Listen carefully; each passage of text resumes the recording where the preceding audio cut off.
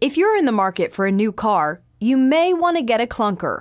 Experts say car ownership is changing, and they predict that before long, it will look nothing like it has for the past century. I think future car ownership is going to be a mixture of private ownership, but an increasing number of people will opt for car sharing and ride sharing services. If you're looking for a glimpse into the future, add Arlington, Texas to your list of cities to visit. Here in the entertainment district, you can get a chance to ride in an autonomous vehicle. That means there's nobody driving.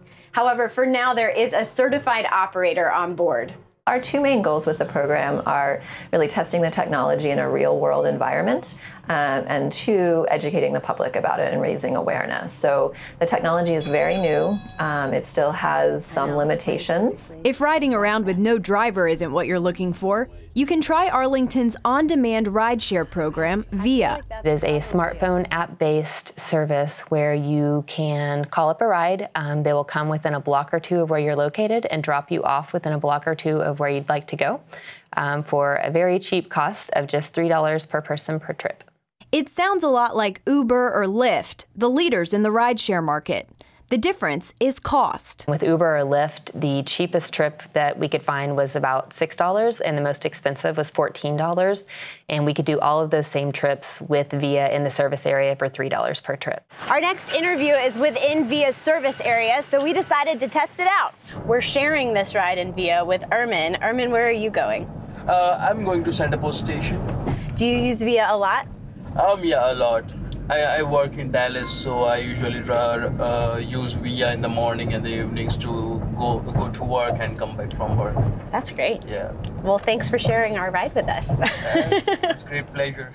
Another technology company in the rideshare space is Turo. Turo is a peer-to-peer car sharing marketplace. So we enable car owners who have a car sitting in their driveway to rent it out, and they rent these vehicles to travelers who are looking for a unique experience. Why let a stranger drive your car?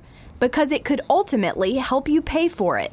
While I may never be able to afford a car like this Tesla, which typically sells for about $107,000, if I buy one and then rent it out when I don't need it, I could theoretically cover the cost of owning it. Pierre Arnold and his wife started using Turo to rent out their Tesla several years ago.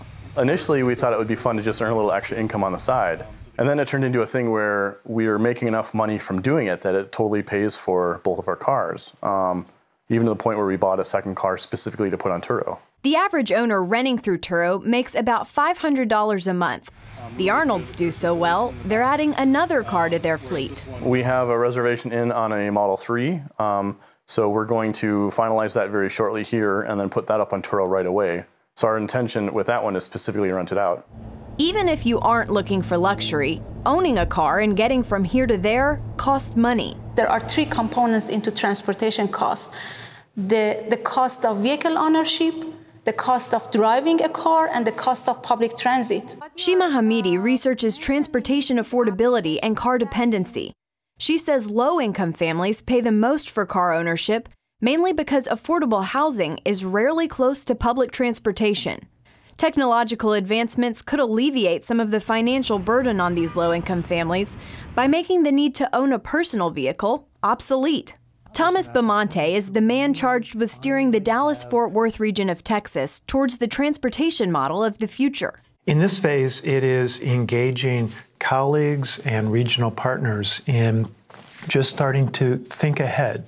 What might the future look like when 30%, 50%, 90% of the rides are done via shared mobility? There's still a lot of uncertainty around how all of the new technology will roll out and its time frame. But Bamonte says the cities who have taken time to prepare will be rewarded. Caitlin Burke, CBN News, Arlington, Texas.